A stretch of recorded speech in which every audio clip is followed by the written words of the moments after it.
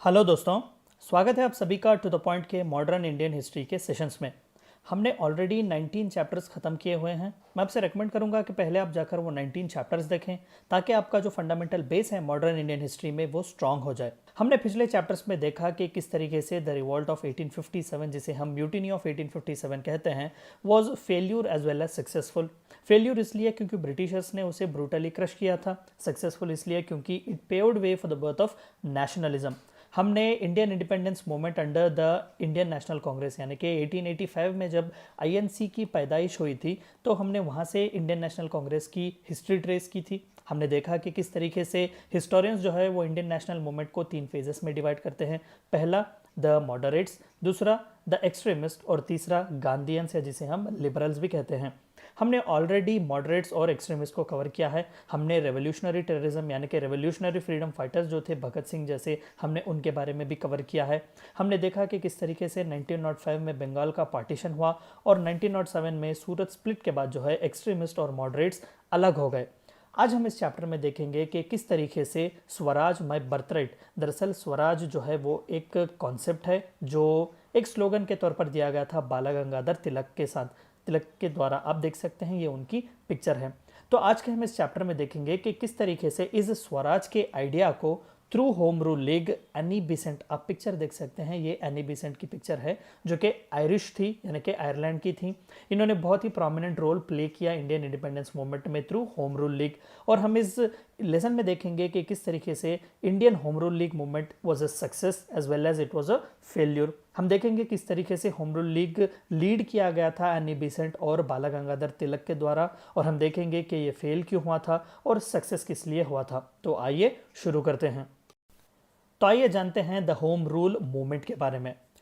तो दरअसल ये होम रूल मूवमेंट था क्या, समझने की कोशिश करते हैं। देखिए, इट वाज अ मूवमेंट, जिस तरीके से हमने पिछले लेसन्स में देखा कि किस तरीके से 1905 में पार्टीशन के बाद, बंगाल के पार्टीशन के बाद वंदे मातरम मूवमेंट चला हुआ था, स्वदेशी मूवमेंट चला हुआ था, जहां पर ब्रिटिश गुड्स को बाइकआउट किया जा रहा था। तो इसी तरीके से होम रूल मूवमेंट भी एक मूवमेंट था in British India on the lines of Irish home rule movement and other home rule movements.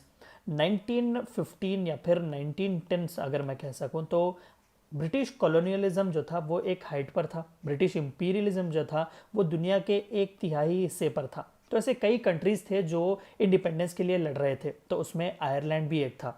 तो आयरलैंड होम रूल लीग या फिर आयरिश होम रूल मूवमेंट से इंस्पायर होकर इंडिया में भी होम रूल लीग या फिर होम रूल मूवमेंट स्टार्ट किया गया था।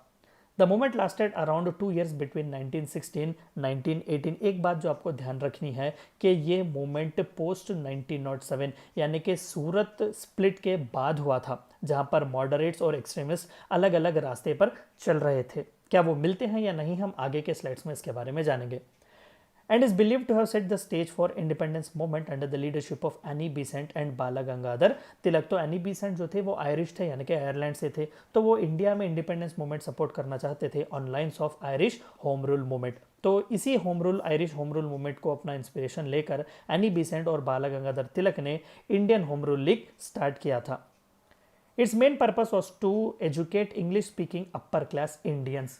देखिए, इंडियन इंडिपेंडेंस मूवमेंट जो है वो अलग अलग फेजेस में होता है और अलग अलग फेजेस में अलग अलग कैटेगरी ऑफ पीपल को कैप्चर किया जाता है या फिर अलग अलग कैटेगरी ऑफ पीपल को इंस्पायर किया जाता है इंडियन इंडिपेंडेंस मूवमेंट लड़ने के लिए। हमने मॉडरेट्स को देखा। मॉडरेट्स जो थे वो एलआईटी सेक्शन की तरह थे, वो बस पढ़े लिखे एजुकेटेड इंडियंस के बीच में ही था। लेकिन जब बात आती है एक्सट्रीमिस्ट की तो वो एक मास बेस्ड मूवमेंट करना चाहते थे, यानी कि पेजेंट्स, ट्राइबल्स, हर किसी को वो इंडियन इंडिपेंडेंस मूवमेंट में लाना चाहते थे। तो इसी तरीके से होम रूल लीग मूवमेंट का सबसे मेन पर्पस जो था वो educated English speaking upper class Indians का था, यानी कि वो अपर क्लास जो इंग्लिश स्पीकिंग इंडियंस जो थे उन्हें एजुकेट करना था। ठीक है, वो इस तरीके से एक माहौल बनाना चाहते थे जहां पर एक अवेयरनेस आ जाए इंडियंस में, ताकि वो ब्रिटिशों के खिलाफ जो है वो अपनी एक वर्चुअल बैटल, जहां पर हमने कॉन्स्टिट्यूशनल मीन्स की बात की, एजुटेशंस वगैरह की बात की, उसका इस्तेमाल करें। In 1921 all India home rule league changed its name to Swaraj Sabha. हम इसके बारे में आगे में बात करेंगे क्योंकि 1921 में जो था बापू एंटर्ड, महात्मा गांधी की एंट्री हो चुकी थी। तो later on this home rule league movement was clubbed into Indian National Congress. हम आगे के स्लाइड्स में इसके बारे में बात करेंगे। द ओरिजिन, आइए देखते हैं कि इस होम रूल लीग का ओरिजिन किस तरीके से था या फिर द रीजंस क्या थे इसके ओरिजिन के। आप फ्लैग देख सकते हैं, ये दरअसल होम रूल लीग का फ्लैग था। अभी इंडियन फ्लैग नहीं आया था, जो हम तिरंगा देखते हैं अभी उस तिरंगे की पैदाइश नहीं हुई थी, तो ये फ्लैग बनाया गया था होम रूल लीग के लिए। The Government of India Act 1909, जिसे हम मॉर्ले मिंटो रिफॉर्म्स भी कहते हैं, which actually gave separate electorates for Muslims. हमने पिछले के लेसन्स में भी इसके बारे में पढ़ाई की है, in Indian Muslim league and communalisation. बस मैं रिकमेंड करूंगा कि आप जाकर उस चैप्टर को देखें ताकि आप इस गवर्नमेंट ऑफ इंडिया एक्ट 1909 और किस तरीके से इसने कम्युनलाइजेशन इंडिया में लीगल बनाया उसके बारे में आप जान सकते हैं। The Government of India Act 1909 was dissatisfactory to the aspiration of Indians. हाँ, सही तो बात है, 1905 में इंडिया का बंगाल का पार्टीशन किया गया था टू कर्ब नेशनलिज्म, और 1909 में जो है लीगलाइज किया गया था सेपरेट इलेक्टोरेट्स को। हालांकि 1911 में जो था वो बंगाल को फिर से क्लब कर दिया गया था, लेकिन the damage has already been done, तो 1909 was dissatisfactory, one of the reason for the birth of Indian home rule league movement. The Congress party split in 1909 and fiery leader Bala Gangadhar Tilak's imprisonment from 1908 to 1914 meant that there was a lull in national movement. हमने देखा कि किस तरीके से 1907 सूरत split के बाद जो है बाला गंगाधर तिलक इंडियन नेशनल कांग्रेस से अलग हो चुके थे और ब्रिटिश जो है उन्हें कैप्चर करने की बहुत कोशिश कर रही थी, उन्हें कॉर्नर करने की कोशिश कर रही थी और अल्टीमेटली उन्हें अरेस्ट किया गया था और 1908 से 1914 तक उन्हें जेल में रखा गया था। तो कहीं ना कहीं लोगों में आक्रोश था कि बाला गंगाधर तिलक जैसे एक प्रोमिनेंट लीडर को अरेस्ट किया गया because of the fall in split in Congress 1907, जिसे हम सूरत स्प्लिट भी कहते हैं। But Tilak's release and the advent of Annie Besant brought about a revival of national movement. तो तिलक छूट गए थे 1914 में, उन्हें रिहा किया गया था, तो लोगों में एक नया उत्साह था, उमंग था, तो वो रेडी थे एक नए मूवमेंट के लिए। जिस तरीके से उन्होंने 1905 में स्वदेशी और वंदे मातरम मूवमेंट में पार्टिसिपेट लिया था, वो फिर से एक नया मूवमेंट बनाना चाहते थे तो फाइट अगेंस्ट ब्रिटिश। तो कहीं ना कहीं एनी बेसेंट का सपोर्ट और बाला गंगाधर तिलक का रिलीज जो था वो एक नया इंस्पिरेशन था इंडिया के लिए। Any Besant was an Irish socialist, हमने देखा इसके बारे में अभी। She was a writer and orator who supported the Irish and Indian home rule movement. She arrived in India in 1893, तो 1893 से ही एनी बेसेंट जो है वो इंडिया में रह रही थी। एनी बेसेंट दरअसल एक सोशलिस्ट थी, एक राइटर और एक ओरेटर थी। वो चाहती थी कि इंपीरियलिज्म और कॉलोनाइजेशन ख़त्म हो। वो चाहती थी कि नॉट जस्ट इंडिया, बाकी के जितने भी देश थे उस वक्त ब्रिटिश राज के अंदर, तो उन्हें वो सेल्फ रूल दिलवाना चाहती थी। The leaders in India were divided on whether to support Britain in the war और नॉट। वर्ल्ड वॉर 1 के टाइम जो है वो बहुत से इंडियन लीडर्स में एक अजीब सा क्वेश्चन आया हुआ था कि हमें इंग्लैंड को सपोर्ट करना चाहिए या नहीं, क्योंकि इंग्लैंड उस वक्त जर्मनी के खिलाफ लड़ रहा था। Annie Besant however declared England's need is India's opportunity. तो जब 1915 में जब वर्ल्ड वॉर 1 चल रहा था तो ब्रिटेन बहुत बिजी था वर्ल्ड वॉर में, तो एनी बेसेंट को लगा कि this is the best time, क्योंकि इंग्लैंड की नीड यहाँ पर, क्योंकि हिंदुस्तान जो था वो ना सिर्फ रेवेन्यू सप्लाई करता था बट ऑल्सो आर्मी भी हिंदुस्तान से ही रिक्रूट की जाती थी। एक बहुत ही बड़ी तादाद में जो है वो आर्मी को रिक्रूट किया जाता था बंगाल और अवध कंटिजेंसी से। तो कहीं ना कहीं एनी बेसेंट को लग रहा था कि दिस इज़ द राइट और apt opportunity to strike at British Raj. Having returned from exile in Mandale, Tilak understood the need for a revival of nationalist movement in the country. Mandale जो आज के Burma में है, तो वहाँ पर उन्हें 1908 अरेस्ट करके वहाँ पर भेजा गया था 6 साल के लिए। तो रिलीज़ होने के बाद जो है बाला गंगाधर तिलक को लगा कि yes, this is the apt and right opportunity to strike against British Raj. In Congress session of December 1915, it was decided to let the extremists rejoin the party largely due to Annie Besant's persuasion. हमने देखा कि 1907 में सूरत split हुआ, extremist जो थे वो INC से बाहर चले गए थे, वो अब इंडिविजुअल लड़ाई लड़ रहे थे। तो इसी मामले का फ़ायदा उठाकर ब्रिटिशों ने द वेरी स्टालवर्ड जो कि बाला गंगाधर तिलक थे उन्हें अरेस्ट करवाया था। 1914 में जब बाहर आए तो बाला गंगाधर तिलक को ये बात पता चली कि individually we can never fight.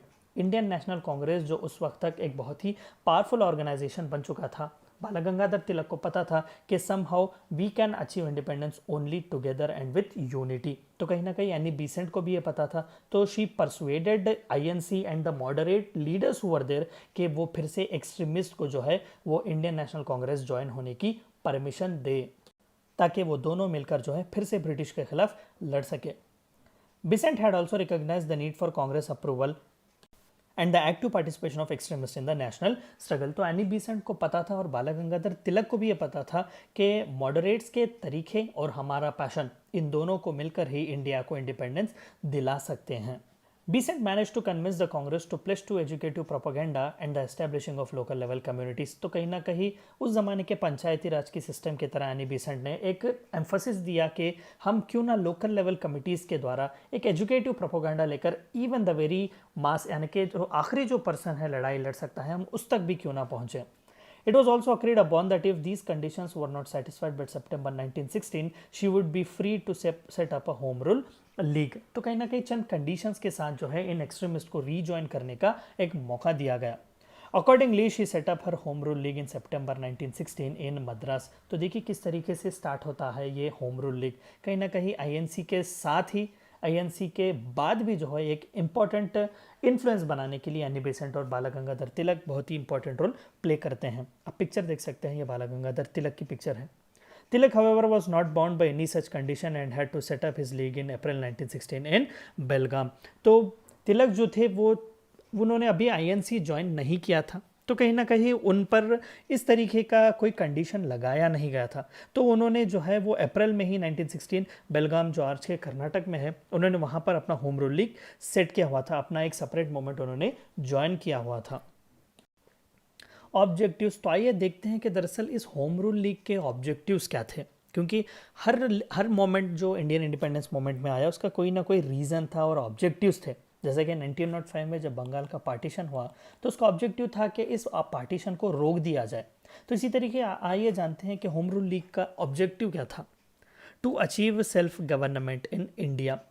ये कहीं ना देखिए एक इम्पॉर्टेंट सी बात जो आपको जाननी थी कि कंप्लीट इंडिपेंडेंस की बात यहाँ पर नहीं की जा रही है, जो कि आगे के सेशंस में आगे के कार्यक्रमों में जो है वो इंडियन नेशनल कांग्रेस बात आगे रखता है। फिलहाल के लिए जो है वो सेल्फ गवर्नमेंट की बात की जा रही है, यानी कि हिंदुस्तान का गवर्नेंस हिंदुस्तान के हाथों, ठीक है।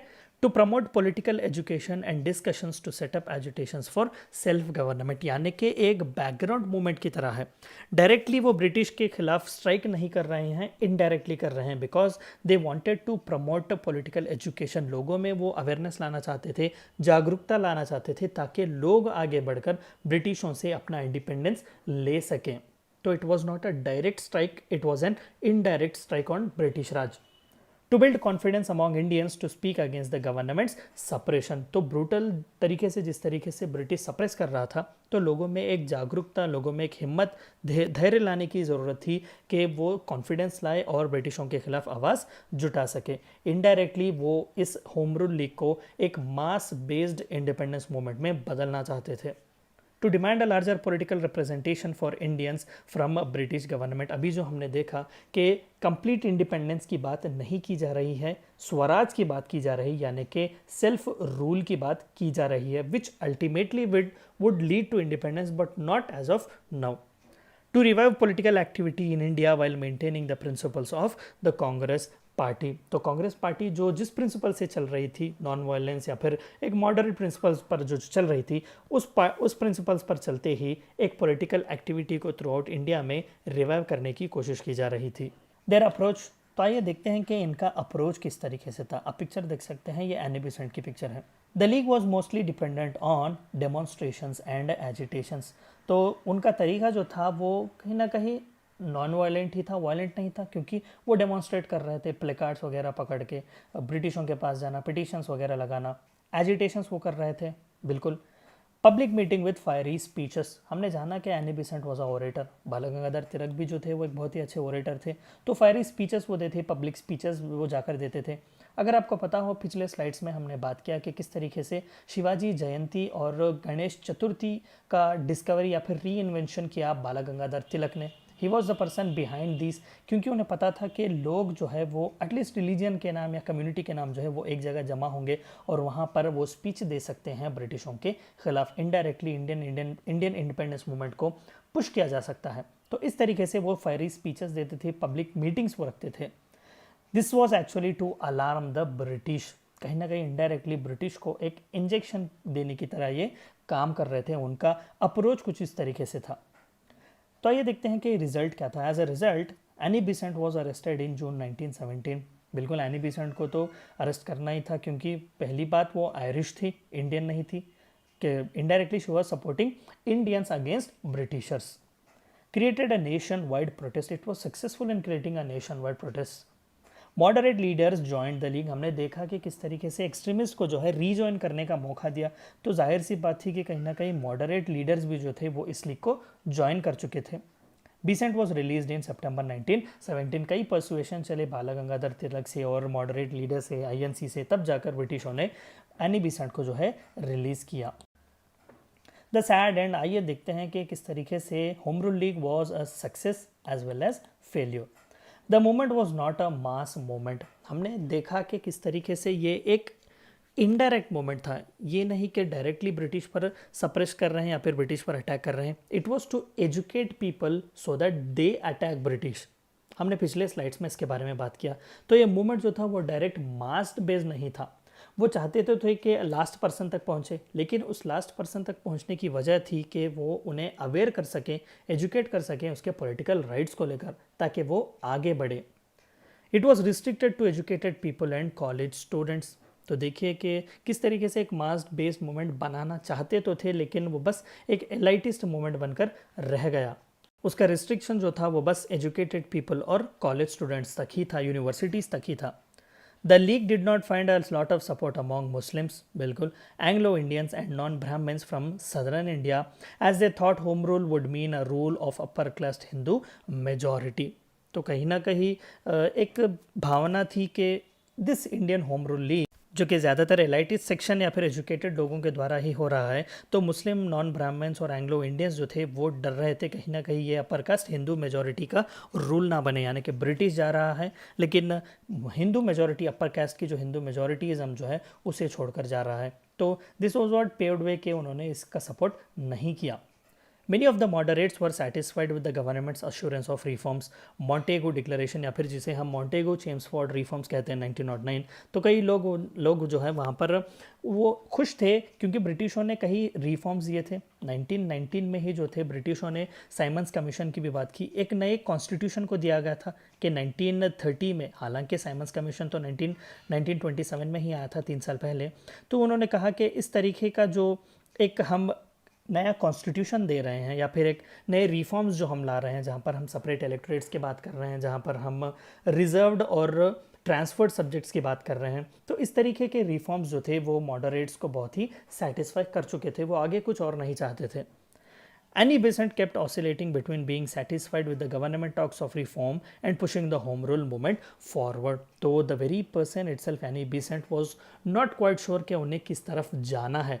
या तो उन्हें उस रिफॉर्म्स के बाद, यानी कि ब्रिटिशों के साथ नेगोशिएशंस करके रिफॉर्म्स लाना बस यही काम था, या फिर ब्रिटिश के खिलाफ लड़कर कंप्लीट इंडिपेंडेंस उन्हें दिलवाना था, यानी कि there was a lack of proper leadership. In September 1918, Tilak went to England to pursue a libel case against a British journalist and author of the book Indian Unrest, where Tilak lost the case. Annie Besant जो यहाँ पर लड़ रही थी पूरे India में, तो बाला गंगाधर तिलक भी लड़ रहे थे, लेकिन वो एक ब्रिटिश ऑथर या ब्रिटिश जर्नलिस्ट के केस लड़ने के लिए इंग्लैंड गए हुए थे, जहाँ पर उन्होंने केस हारा। दरअसल वो ब्रिटिश जर्नलिस्ट जो था वो एक बहुत ही प्रोमिनेंट जर्नलिस्ट था जिसने किताब लिखी हुई थी इंडिया अनरेस्ट, जहाँ पर उन्होंने बाला गंगाधर तिलक को फादर ऑफ इंडियन अनरेस्ट कहा हुआ था। तो this gave a deathly blow to the very reputation of Bal Gangadhar Tilak, क्योंकि तिलक जो थे वो एक लॉयर भी थे। Tilak's absence and Besant's inability to lead the people led to the movements fizzing out. कहीं ना कहीं बाला गंगाधर तिलक इंडियन थे, तो उनका रैपो इंडियन से बहुत अच्छा था। एनी बेसेंट को लोग मानते तो ज़रूर थे, लेकिन कहीं ना कहीं इंडियंस से वो जो कनेक्ट चाहिए था, एक इंडिजीनियस जो कनेक्ट था, वो कहीं ना कहीं मिस था। हमने पिछले स्लाइड में भी देखा कि एनी बेसेंट को ये प्रॉपर समझ में नहीं आ रहा था कि क्या उन्हें रिफॉर्म्स के साथ सेटिस्फाई रहना था या फिर कंप्लीट इंडिपेंडेंस मांगना था। तो somewhere this movement was fizzing out among the people. After the war, Mahatma Gandhi gained prominence as a leader of the masses and the Home Rule League merged with Congress Party in 1920. तो पिछले slides में जो हमने देखा कि INC से एक pact हुआ था एनी बेसेंट का कि अगर फेल हो जाए कम्युनिटी बेस्ड लेवल को कनेक्ट करने में पीपल में, तो वो खुद की एक होम रूल लीग बना सकते हैं। तो यही सेपरेट आईएनसी से जो सेपरेट होकर एक होम रूल लीग बनाई गई थी बाल गंगाधर तिलक और रानी बीसेंट से, तो कहीं ना कहीं बापू की प्रोमिनेंस की वजह से उस होम रूल लीग को इंडियन नेशनल कांग्रेस में मिला दिया गया था 1920 में।